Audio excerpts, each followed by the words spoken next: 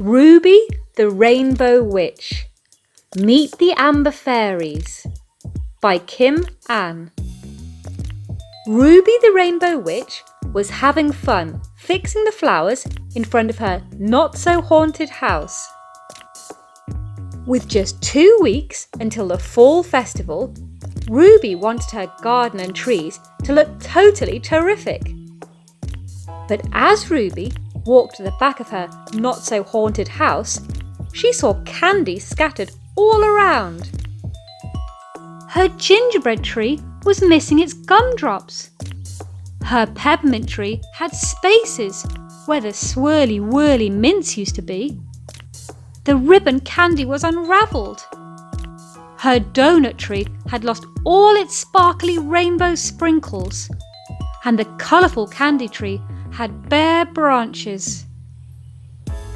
"Oh no!" cried Ruby. "What should I do?" Ruby remembered that her fairy friends were fabulous at caring for trees. "I must find the Amber Fairies and ask them for their help," said Ruby. The Amber Fairies, Addie and Annie, regularly visited Ruby's garden through the fairy door in the donut tree. Ruby kneeled and knocked on the door, but there was no answer. She knocked again. Still nothing. "I wonder where they could be," said Ruby. "The Amber Fairies always take such good care of my garden. Something must be very wrong." Ruby heard a loud hum. What was that? She wondered. Hum. She heard it again. Sitting on top of a stack of cinnamon sticks were the Amber Fairies, Addie and Annie. The humming sound was coming from them. They were trying to fly. "Hi, Addie. Hi, Annie," said Ruby. "Have you seen the trees in my garden?" "Hello, Ruby," said the fairies. "Yes, sadly we are out of fairy dust," said Addie. "We can no longer fly or care for the trees," said Annie. Ruby picked up the fairies and placed them on top of her picture-perfect rainbow hat. The three of them walked over to the trees, where Ruby put the fairies on the ground. "Maybe I can help you," said Ruby.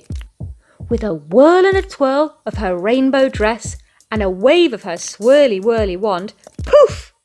Fairy dust began to fall. Addie and Annie were so happy.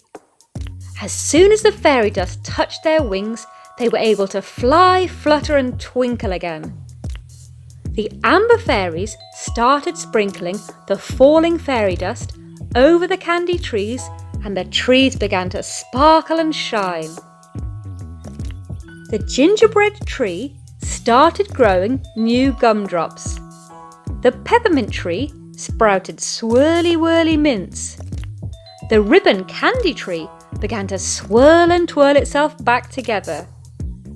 The rainbow sprinkles returned to the donut tree, and the last candy tree began to sprout candy again. All that was left was for Ruby to make sure her fairy friends were taken care of too. Ruby had an idea. With a whirl and a twirl of her rainbow dress and a wave of her swirly-whirly wand, poof! The Amber Fairies now had their very own picture-perfect fairy dust fountain. "You will never run out of fairy dust again," said Ruby. "Oh, Ruby, you have made this the most picture-perfect fairy dusty day," said Annie. "Let's get back to work," said Addie. "The candy trees must be cleaned up in time for the fall festival." The next day, Ruby returned to check on her garden. She spotted something special. Sitting outside the fairy door was a teeny tiny glittery gift with a giant red ribbon. The Amber Fairies had left it for Ruby.